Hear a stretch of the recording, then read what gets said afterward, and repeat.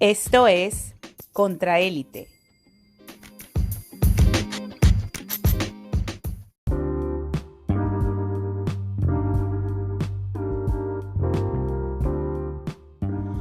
Hey guys, this is Vanessa again with one of these weird little messages about why we didn't release an episode and why we took so long and life happens, etc., etc. Yes, life does happen. We do have jobs. This is not our main source of income or anything like that. So when things get busy, it definitely takes a backseat. But that doesn't mean that we're not interviewing cool people and talking about interesting topics and bringing them to you. It's just that the production takes a while and it keeps getting put back and pushed back and pushed back, and that's definitely my fault. But also, this next episode was just before the war between Russia and Ukraine began. And we were talking about Russia and different things like that. And I didn't feel super comfortable releasing that episode at that time. Now that I think about it, I don't know if it would have affected or not. I think that we talk about that country in general terms and just kind of like the history and like why things were the way that they are in the country as far as like politically and things like that. It didn't have anything to do with the conflict itself, but I don't know, I felt weird about it. I think that we might be in a different situation, we might not be. I might be naive about that, but I still think that the discussion has a lot of value. So we are releasing the episode literally like about a year later. And it's also because I definitely dropped the ball with production and everything. Anyway, I hope you enjoy. I think that the information's still evergreen and it deals with historical events anyway. So here it is. All right, thanks.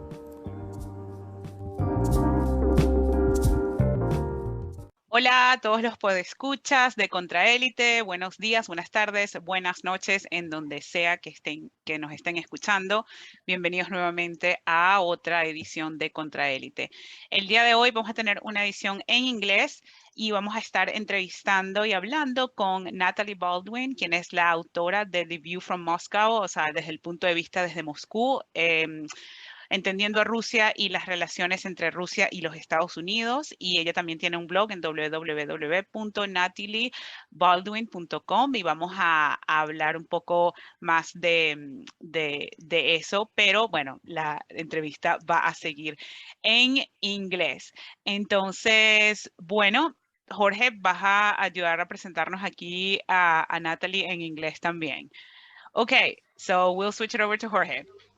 Okay, so thank you, Vanessa, to all of the podcast listener of Contra Elite, and I would like to welcome you, our guest from today, talking about a very relevant and contemporary topic about Russia and how Russia political, economic, sociological situation developed as to how it is today. So we're going to be a little bit from the recent past. So we would like to welcome Natylie Baldwin. She's the author of The View from Moscow, Understanding Russia and US-Russia Relations, and she blogs at natyliebaldwin.com. Welcome to Contra Elite, Natylie. Hi, Jorge. Thank you for having me. Great. Thank you. Thank you for coming. So, Vanessa? Okay, so we're just going to get right into it. And, you know, one of the things is that there are, especially here in the US, there are so many examples in Hollywood that kind of illustrate Russia during the 90s. You know, the antagonist on Air Force One has an argument with the US president where he delivers a dialogue about the current state of affairs back then, you know, in this movie, Air Force One. And so he said, you talk as if you have nothing to do with this. This is all you are doing, this infection. You call freedom without meaning and without purpose. You have given my country to gangsters and prostitutes. You have taken everything from us. There's nothing left. And then you have the reference of the 1999 movie Armageddon with Ben Affleck and Bruce Willis, where some of the American astronaut crew kind of feel pity for this poor Russian in the space pod and how his country has become an economic basket case. How long you been up here on your own, man? 18 months. That's a long ass time. God, Lev, I'm so sorry about all the upheaval and strife in your country. Man, that must be tough up here with the loneliness. But I want you to know that up here, there are no Russians and there are no Americans. We're just spacemen. So, given all of this, like, could you walk us through the period in Russia where in your article, why have Russians rejected the West's values? And this is on Russia Today. Could you walk us through the period in Russia where you refer to as a shitocracy in the 1990s? Because this, I feel, would really help us understand the current political dynamics and developments between Russia and Western countries. Sure. I wanted to clarify first that shitocracy is a word that a lot of Russians use to jokingly refer to democracy. Apparently, the Russian word for shitocracy sounds very close to the word for democracy. So that's where that comes from. So yes, I would start by saying that when the Cold War, the end of the Cold War was negotiated by Reagan and Gorbachev, there was a lot of goodwill that Russians had toward the West and toward the United States. They very much wanted to be part of the West. They really admired American culture, our movies, our music. And I think they really thought that this was going to be a very positive, maybe not exactly a friendship, but, they finally thought they were going to be accepted by the West. They were going to take their rightful place. They were going to be respected, etc. And over time, that goodwill was squandered. So I would say that by the late 80s, Gorbachev's reforms had the effect of systematically devolving power away from himself and away from the central authority of the Communist Party. So that allowed certain elements who weren't happy with the progress or the pace of reforms or the direction of reforms to kind of step in and be able to eventually usurp power away from Gorbachev and toward themselves. Namely, that would be Boris Yeltsin. Yeltsin was a personally ambitious rival of Gorbachev. They'd been rivals for a while, and it had been a very public rivalry. Yeltsin was kind of presenting himself as a populist, and he had gained some popularity. So in June of 1991, Yeltsin defeated Gorbachev's ally to become president of the Russian Republic, which was the largest republic in the USSR. A couple of months later, in August of 1991, you had the attempted coup against Gorbachev by Communist Party hardliners. The coup failed after a few days, but when that attempted coup was going on, Yeltsin made a very dramatic show of opposing it. He got up on top of a tank, and so that kind of burnished his public image, and he took advantage of that and suspended the Communist Party's activities in Russia at that time. Several months later, in December of 1991, there was a meeting of representatives of Russia, Ukraine, and Belarus in Belarus. And these three representatives essentially decided to effectively dissolve the Soviet Union. And at the end of the month, Gorbachev resigned because he effectively had no country to preside over anymore. This allowed Yeltsin and his team to have the freedom, unopposed basically, to implement what was called shock therapy. In early 1992, Yeltsin's prime minister, Igor Gaidar, enacted shock therapy. One looks at the record of this so-called shock therapy that you gave to the Russian post-Soviet economy. It ended in disaster. No, you're wrong. First of all, you do not understand and know what was the state of the Soviet economy at the time when I was called to work in a Russian government. First of all, the country was gone bankrupt. In a nuclear superpower, the hard currency reserves were around $26 million. Government was unable either to finance its embassies or to provide money for the evacuation of the staff. Our ships were arrested in a variety of the world ports. The state had no borders because, for instance, Ukraine or Baltic states declared their independence, so we had not controlled the customs, and we had not yet constructed the customs and the borders of Ukraine and Baltic states. We had no grain to feed the people until the next harvest. All of the official materials, of the things which I am speaking about, are from the official materials of the Soviet and Russian governments. But given I'm quoting my book, which is now published in English, and everybody who would like to check that I'm right could read my book, The Collapse of the Empire. But Mr. Gaidar, nobody would dispute that the situation you took over was truly catastrophic. Yes. Nobody would dispute that. The question is whether it was wise to administer such powerful medicine. Because when you are confronted with a real catastrophe, not the imaginable catastrophe, but real catastrophe, in a big country which can destroy the world, and nobody is sure that you can prevent this catastrophe, you cannot do it with a very, very nice measures, because they will not work. When you are confronted with a catastrophic situation, you need to use a very, very strong measures to prevent it. Removal of price controls, the ending of subsidies, the slashing of military spending. The problem with all of these things, although liberal economists would support every single one of them, the problem was that they left ordinary Russians entirely penniless and ruined. Yes, the Russians at the time when I started to work in the government was ruined. If you will look at the polls at the time, you will see that the majority of the Russians were expecting hunger, more than 50%, absence of electricity and heating next year, and economic catastrophe. So if you would not call it ruined, then explain for me what is ruined from your point of view. Well, the point I'm getting at is that you and colleagues of yours like Mr. Chubais,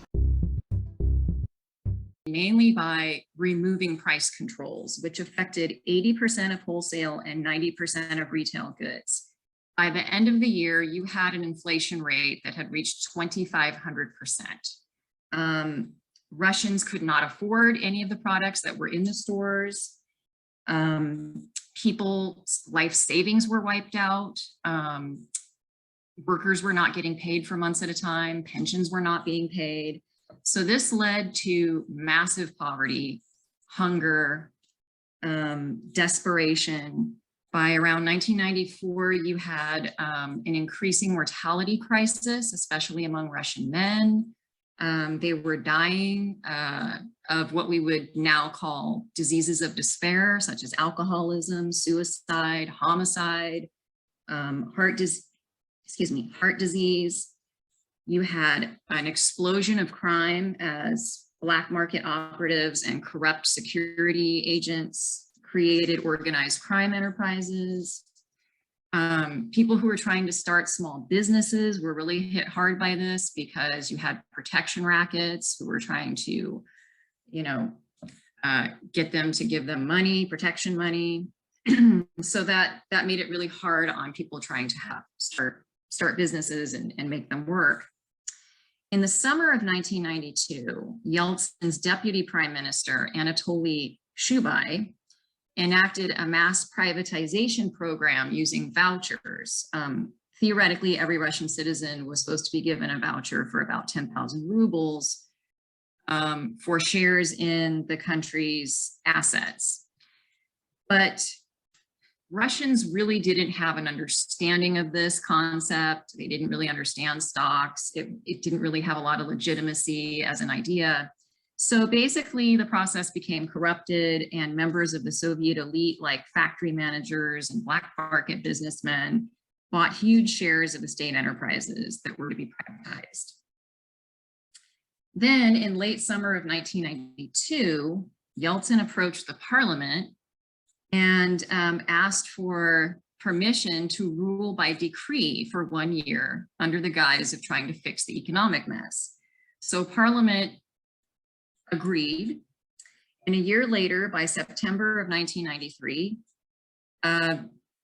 this led to a disagreement between Parliament and Yeltsin. Parliament didn't want to allow Yeltsin to rule by decree anymore because of the worsening economic situation. And they didn't like the effects of shock therapy and what it was doing to the country. So they tried to oppose it. Yeltsin then he tried to dissolve Parliament. And Parliament then threatened to impeach him for abuse of power. The Constitutional Court at the time ruled against Yeltsin. In response, Yeltsin ordered riot police to surround the Parliament building. The Parliament building at that time was called the White House. So he ordered utilities cut off to the White House. And for about 2 weeks, there was this standoff, and thousands of mostly peaceful protesters came into the streets trying to break the blockade. During this time, Yeltsin and his advisors felt like they couldn't really turn to early elections or anything like that to try and break the standoff, because around that time, the Polish people had just voted out the politicians who had imposed shock therapy on them. You know, they realized that this was very unpopular. So the way they dealt with this problem was Yeltsin ordered tanks into the streets and Russian forces to open fire on protesters around October 3rd when they went to a television station. Yeltsin was now in charge of economic policy for the Russian Federation. The free market came to Russia. There was chaos. The adoption of Chicago school policies in Russia marked the beginning of a new chapter in the free market crusade. It was all shock, no therapy.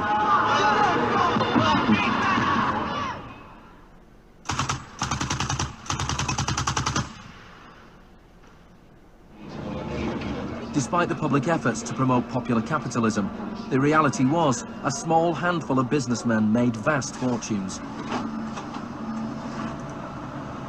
State industries were sold off at bargain basement prices. The Russian press dubbed Yeltsin's advisors the Chicago Boys.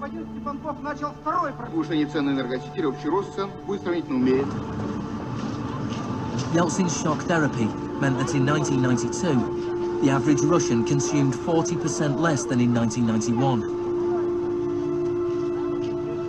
A third of Russians fell below the poverty line, and wages weren't paid for months. One expert today predicted 140 million Russians will soon be living below the poverty line. Corruption was rife. Organized crime boomed. Moscow became the new Wild West.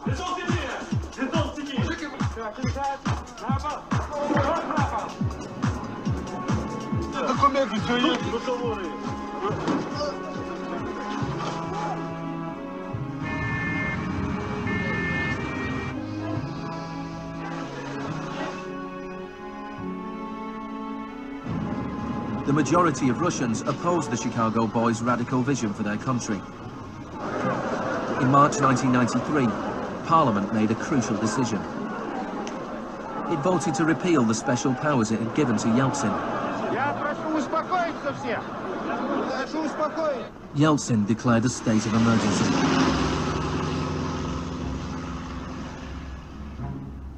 The Constitutional Court ruled that it was illegal.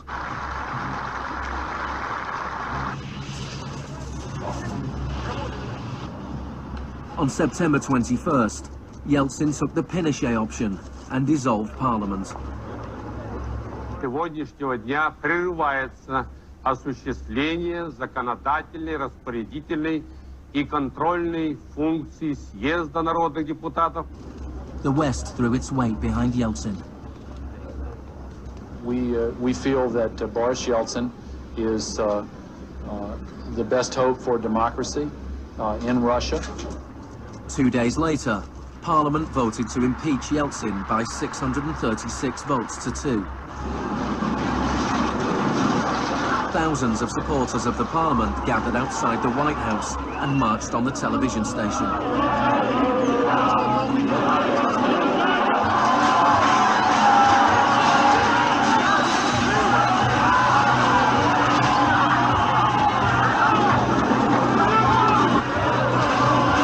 It looked like the supporters of Parliament were winning.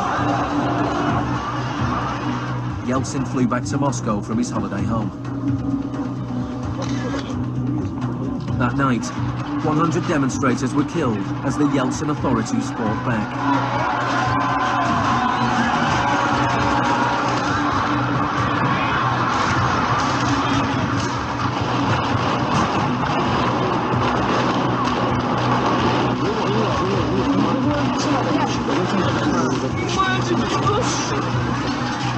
On the 4th of October, he ordered troops to storm the White House, shelling the very building he had defended 2 years earlier.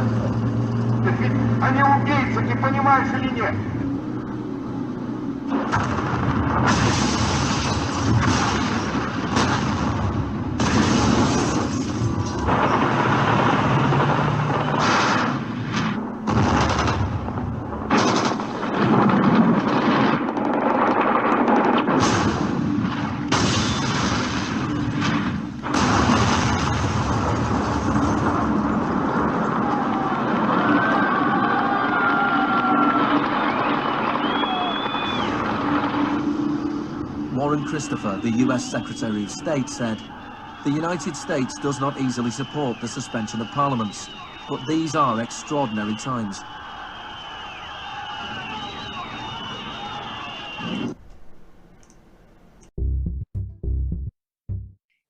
And after all was said and done, conservative estimates of how many people were killed were 187. Some estimates have it as high as 2,000. Hundreds more were injured. So basically, the parliament building was shelled, it was destroyed. Members of parliament were arrested, and the Constitution was suspended. Yeltsin then engineered the creation of a constitution that basically defanged the parliament. And it was a hyper-presidential constitution. So the president pretty much could do what he wanted, and parliament was now just like a rubber stamp institution. It didn't really have much independent power. And I'm sorry to interrupt you real quick, because it's just so fascinating what you're describing. I'm just getting these images of like tanks shelling the parliament building. And I wonder, I mean, it's kind of ironic or cynical question, but I guess the US and many Western European countries that are being hysterical about anything that Vladimir Putin is doing. What was their attitude back then when you actually have tanks shelling the parliament? Yeah, like that is incredible to me. It's like, what were they saying? Yeah. You know, that's a very good question that you asked, because of course the Clinton administration and the US media were depicting this as a victory for democracy.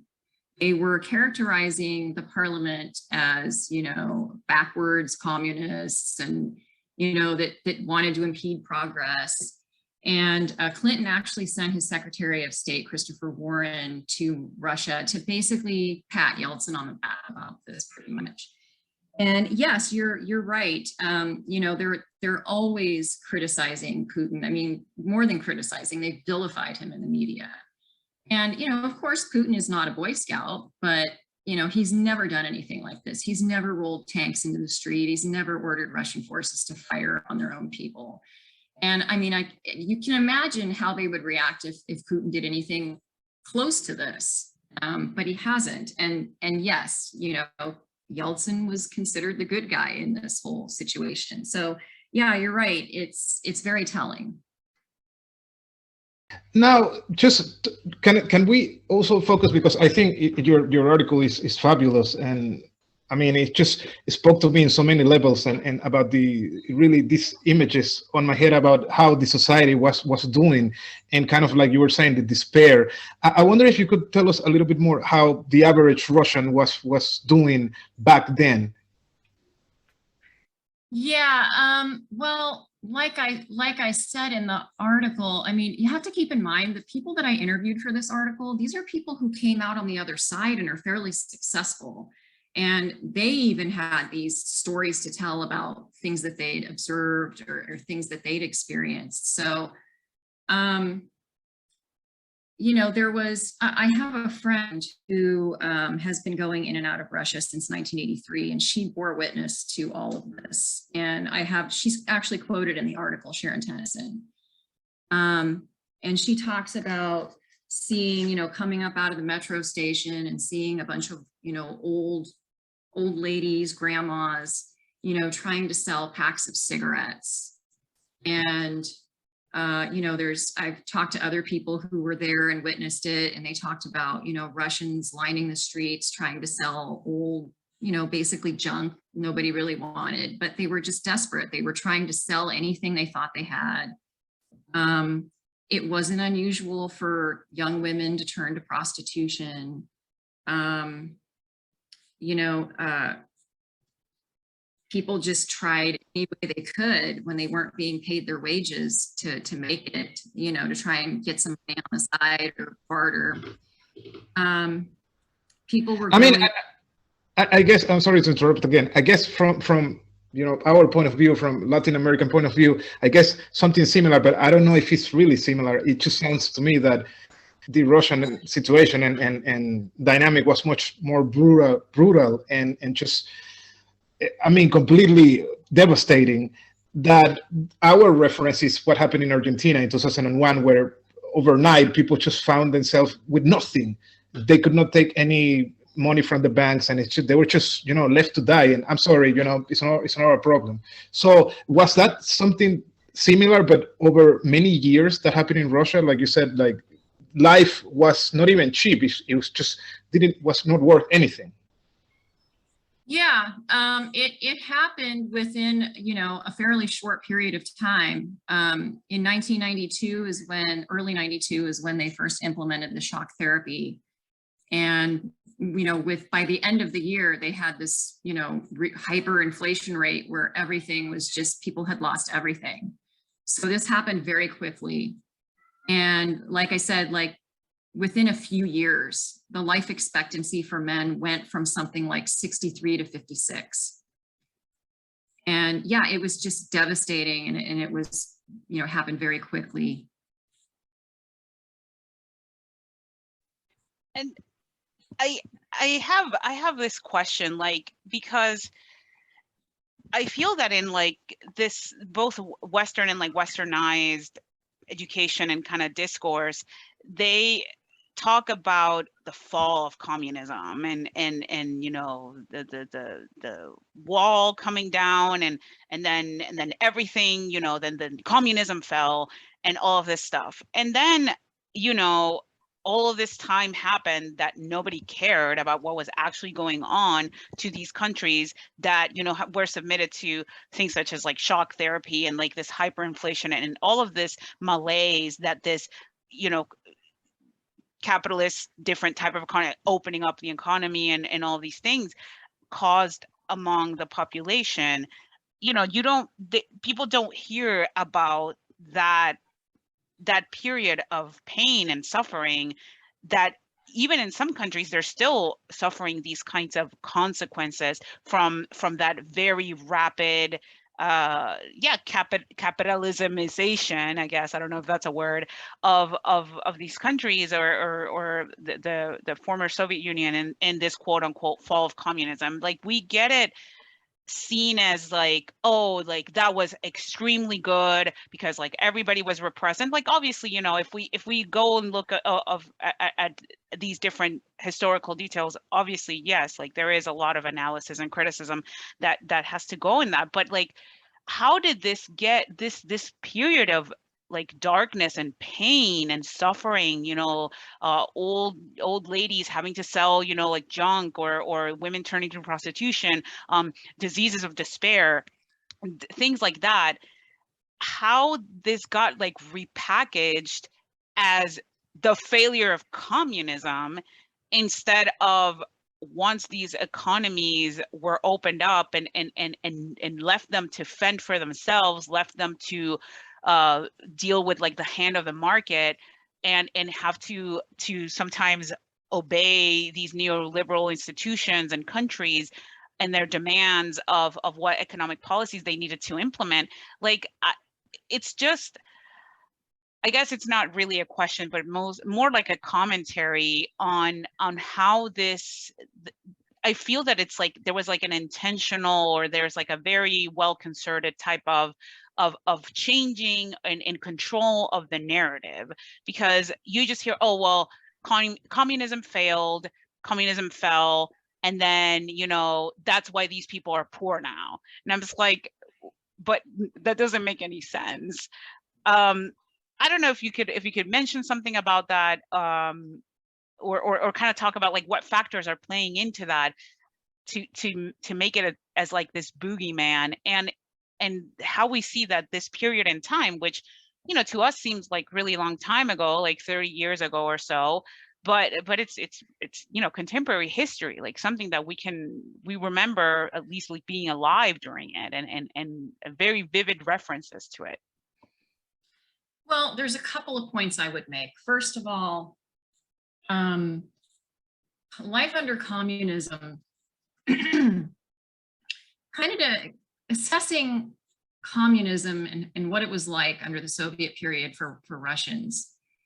It kind of depends on your frame of reference in order to assess what life was like, I would say. First of all, if you're comparing it to the American material lifestyle, life in the Soviet Union was pretty austere, but you know, it was a fairly repressive society. But if you're comparing it to the Russian historical experience, the way most Russians lived before communism, the vast majority of them were peasants toiling in the countryside. So communism, life in the Soviet period, actually represented very significant material progress from Russia's previous historical experience. That being said, in terms of when communism fell and all of this, you know, this tumult and poverty and desperation, and, you know, that came afterward, it didn't have to be that way necessarily, I don't think. But of course, you know, a lot of the US media, which is, you know, you have to get into talking about the media analysis here. You know, most US media is controlled by one of like 6 corporate conglomerates. So they kind of have an agenda in wanting to characterize it a certain way, you know. They want to downplay the misery of the 90s, you know, while it was going on. And even retrospectively, there's still pretty much this characterization that, well, it was democracy and it was a little bit messy maybe, but, you know, they were going through this necessary period so that they could become a market economy and a democracy. And you know, but they're not a democracy now, according to us. But I would say that Gorbachev did not want to do shock therapy. He knew it would be incredibly unpopular. It wasn't something he supported, but he realized that the West, you know, the Western institutions were not going to give him any financial aid. I mean, you know, they needed debt relief, they needed foreign aid, And the Western institutions pretty much made it clear to Gorbachev that we're not going to give you any foreign aid unless you agree to implement austerity, unless you agree to pretty much implement shock therapy. Russian surveys at the time of Russian public opinion were very much against this. They wanted something like private co-ops to serve as a way to kind of, ease their way into a free market economy. They also wanted the government to still play a significant role in encouraging full employment, things like that. Gorbachev himself wanted to institute overtime, like over a 15-year period, something similar to a Scandinavian model, where you had free markets, but very robust social programs and critical industries being controlled publicly, things like that. But he wasn't able to implement that because, like I said, Western institutions were not going to help him do that. And Yeltsin had his own ideas and took advantage of the situation, usurped power, and implemented the neoliberal model, which of course was being encouraged by the West.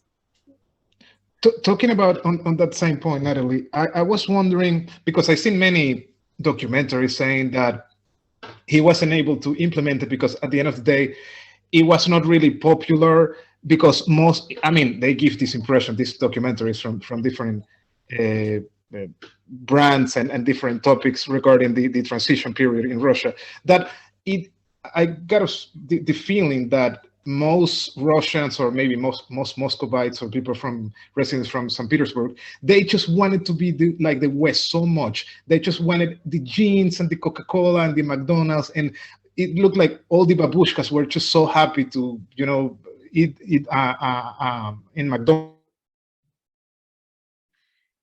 I think a lot of Russians did want to ultimately, of course, the consumerism that they were seeing that the United States had, they did want to have some of that. It was appealing.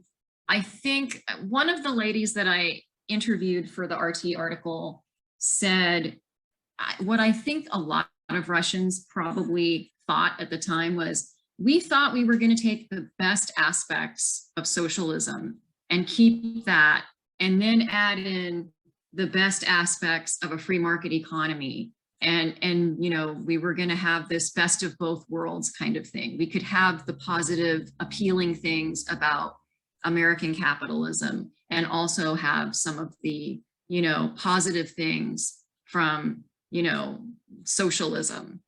And clearly it did not go that way.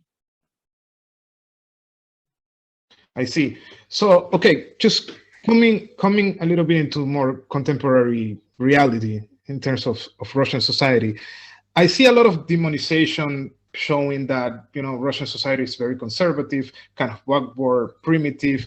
But if you look at the surveys, and I don't know, an expert like you, I see a lot of similarities in terms of moral values between Russian society and those of countries like, Lithuania or Estonia, or also places like Hungary and Serbia. I'm not talking about political systems or leaders necessarily, but the attitude of the people. Do you see that being the case? And also, when the media demonizes Putin or United Russia because of, certain laws in terms of media concentration or whatnot, they just don't take into account that this kind of broadening of the media spectrum, it also has happened in places where left-wing governments have taken root, like in Venezuela, Ecuador, Argentina, and these countries, despite the fact that they have different social policies and trajectories, kind of use the same template, and they see this media concentration, like you were mentioning before, these six media conglomerates controlling the media narrative and discourse in much of the Western world. Do you have some kind of perspective on that? Are you asking about what kind of media is in Russia domestically? Or? Well, not just like that, but the similarities in terms of the attitudes of Eastern EU countries like Hungary, or the Baltics and Russian society, because I think there is a narrative push that somehow Russian society is kind of backwards, very conservative, against modernity, where in reality it's kind of a continuum of what you see in other Eastern European nations. Yeah, well, I would say the US, UK media tends to, I think, oversimplify Russian public opinion on various social and political issues. For example, young people in general, we think, tend to be more liberal about certain things. And you do see that to some degree in surveys of Russian public opinion. However, even among young people from surveys I've seen, they do still kind of have somewhat conservative views on homosexuality. They tend to be patriotic.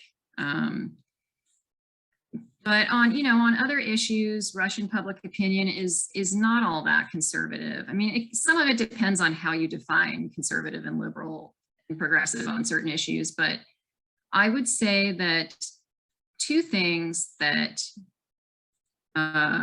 for example, are commonly supported among all different age groups, different demographics, is a strong welfare state.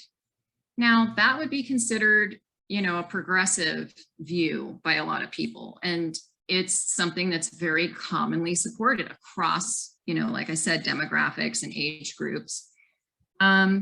Abortion is legal in Russia. And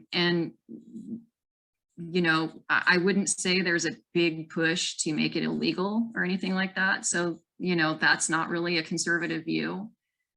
So, I mean, I think it's more complicated than a lot of people make it out to be.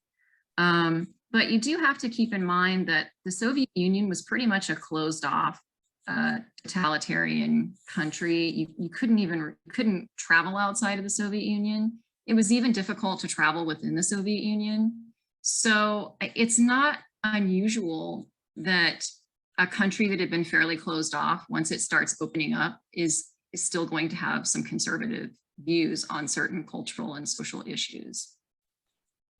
I think that's a good clarification, but I wanted to kind of expand a little bit on that. I think that, and because of what you're saying, this having been a very closed off society, where people couldn't really travel or weren't opening up to a lot of things, maybe didn't have access to different types of media and opinions and things like that. I mean, it's going to take a while for society to accept these maybe different kind of points of views, and that might not, I don't know, mesh well with their culture, or they need some time. And I'm not saying that as an excuse, but now that you mentioned it, it does make me think. But still, like, Russia seems like one of the pretty hostile places for anybody who is LGBTQ. And it just seems it's really for someone like me living here in the US, and just like in my philosophy, I think it's pretty reprehensible that they are so, or it seems like they are so hostile to these communities. But then at the same time, keeping in mind that trajectory of having not had a lot of time to kind of open up. But so when it comes to conservatism and being more liberal in a certain way, I think that this concept is really in flux right now. Like, some of the things that seem conservative or what seems to be like more liberal, I mean, what's tied to what? Like, I think that some causes that are traditionally progressive or socially liberal, then they have also gotten really corporatized, and or they have become, in some societies, like a symbol of maybe decadence or a symbol of, you know, whatever. And then you see something like these rights, but then you see something like welfare state and like the integrity of a social safety net, and really making sure that people have, you know, like labor rights, or people have economic, or that we get rid of economic disparities, and that people have enough to like take care of their families and everything. So it's like when we're seeing this, at least, you know, in my bubble here, it's kind of like a conflict. So like for the average Russian, what does modernity mean, and what is actually the priority for the average Russian person in your view when it comes to these points of view that may, like, I think that at least in the circles that I'm in, it's like, okay, well, you know, like obviously socially liberal things such as, you know, just diversity and different things like that, and that's like, okay, a given, like of course we're going to have that, and rights for everyone. But then also that should be coupled with, okay, what is actually what do these rights actually mean? Like when we talk about family policies and things like that, it also means, you know, having like paid family leave and like support for family, support for mothers and fathers and anybody that decides to have a kid, and using, you know, your tax base to support the welfare of a society. And so we're like, okay, like all these things go together because we care about people. But it seems like, at least from the perception that we're getting here, it's like, okay, like are we going for one and not the other? In the mind of, from your point of view, in the mind of the average Russian, like what is the priority? What does this modernity kind of mean? Well, talking about priorities and what the average Russian is concerned about, I think what's important for Americans to understand is that I think educated professional Americans tend to think that they tend to assume and universalize out that what their priorities are what everyone's priorities are or should be. And I think they need to be very careful with their assumptions about that, because different people who have different experiences are going to have different priorities based on those experiences. And I would say that for Russians, their priorities are feeling secure and improved standard of living.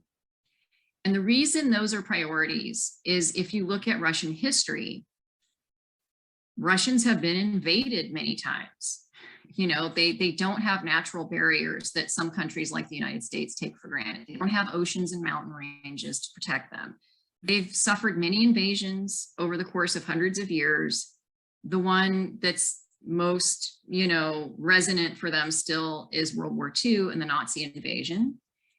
And so they're very sensitive about security and their borders, you know, national security.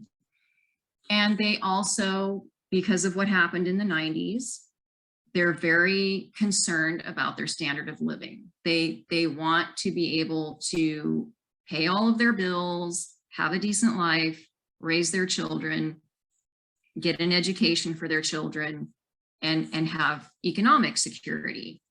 So I would say that if you're asking what the priorities are of the average Russian, that's the priorities. Now, it's not to say they don't care about political democracy and things like that. They do. It's just, it's a little bit lower on the list of priorities than the things that I mentioned. And, you know, Russians have their own ideas of what democracy means. And like we've discussed, you know, economic security and social justice is very important to them.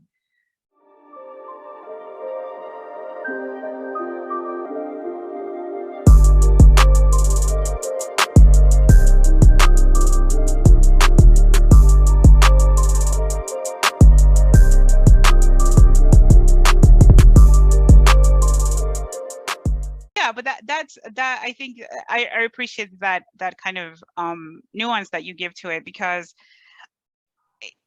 yeah, like I think that there is for me, like I've been having kind of like a struggle with my different points of view, and it's just like, well, but like, why am I finding myself like disagreeing with people that I generally should agree with, because I feel that they're focusing on the wrong thing. And I think that in the United States, when we talk about like intersectionality and all these different things, I'm like, yeah, I absolutely get it, and I absolutely agree. And I think that we always have to include, when we're looking at policies and things like that, we have to include and think about, you know, class and like economic situation alongside with like all of these different identities that people are talking about, which I think that aren't less valuable. But at the same time, I also think that we are in a pretty dire situation with this economic system that is causing a lot of suffering among huge parts of the global population, and that we need to really get a hold of that. And I think that sometimes we're losing sight of it because of other things. And I definitely want to be conscious and nuanced as to this doesn't mean that we are leaving some struggles behind and others, but like how to find ways to be more cohesive and to find those points of commonality with people across the world, and like stop getting so distracted by this like media narrative and flack that is actually helping, it's hindering our being able to have some sort of solidarity or really see ourselves in other populations in the world. I would like to turn it over to Jorge, because I know that he has a specific question. Yes, thank you, Vanessa. And as we're drawing to a close, and really thank you so much, Natylie, for her time, I kind of want to, conclude it in a way, in terms of the current popular opinion, in terms of the values, which is the main topic of the article that you so brilliantly wrote.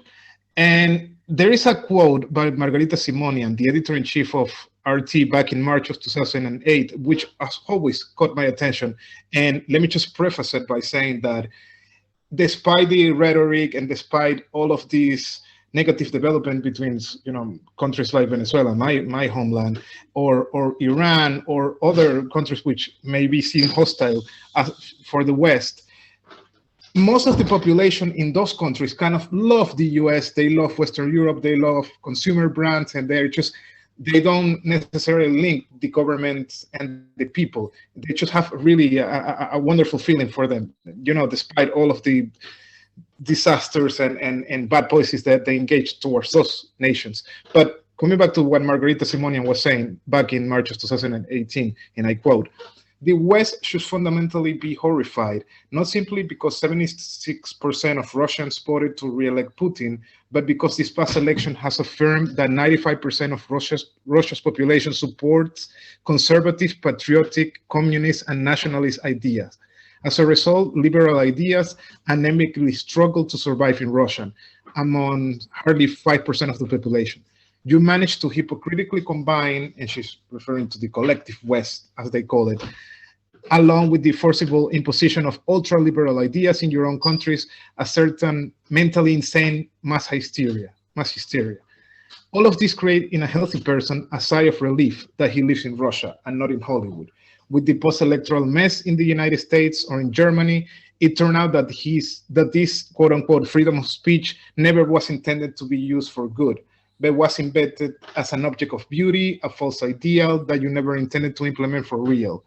By way of your injustice and cruelty, your inquisitorial hypocrisy, and your lies, you forced us to stop respecting you and your so-called values.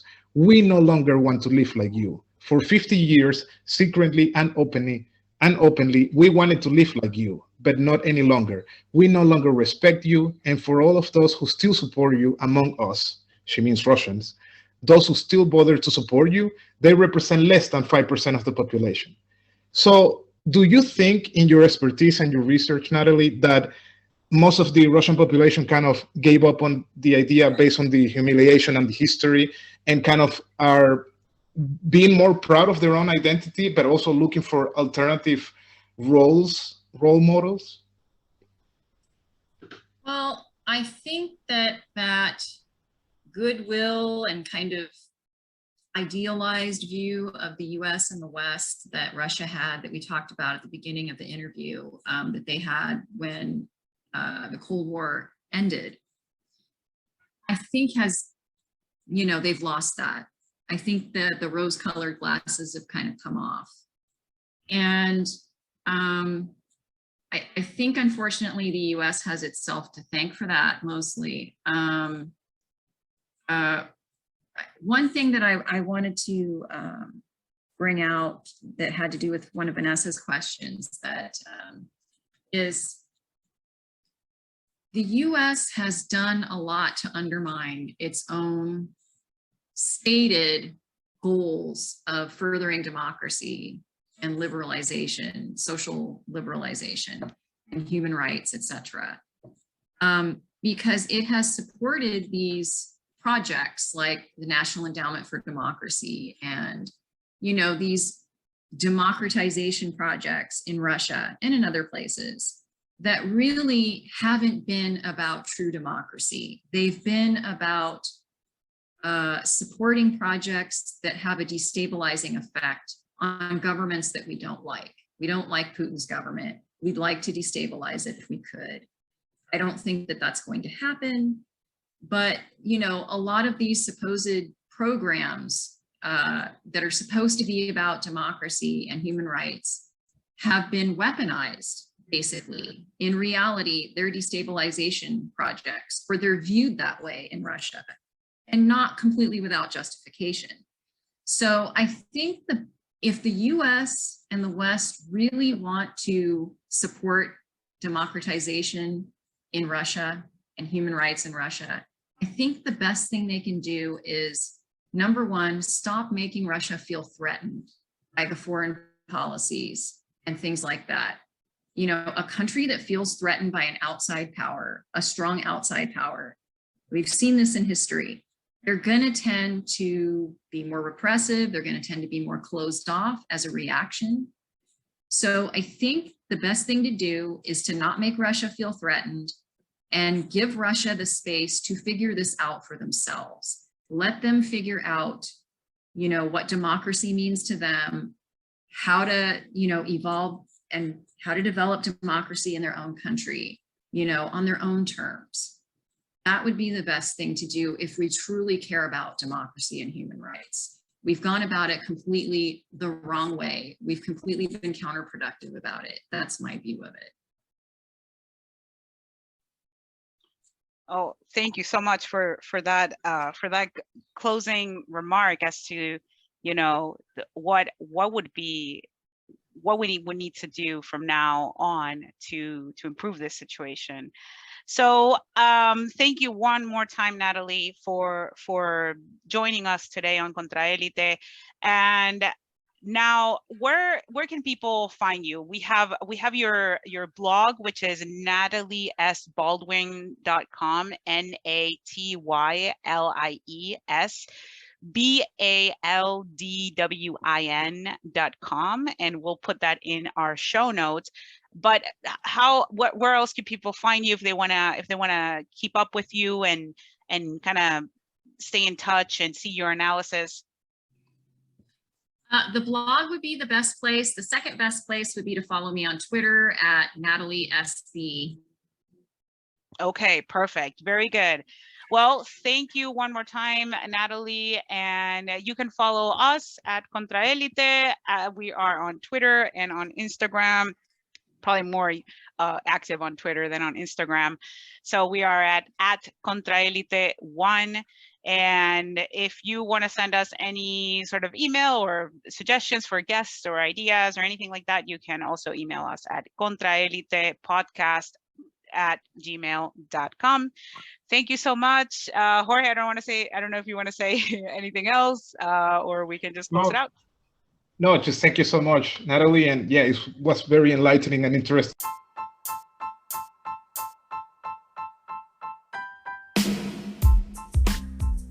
Gracias por escuchar Contraélite. Síguenos en nuestras redes sociales, por Twitter o Instagram, @Contraélite1.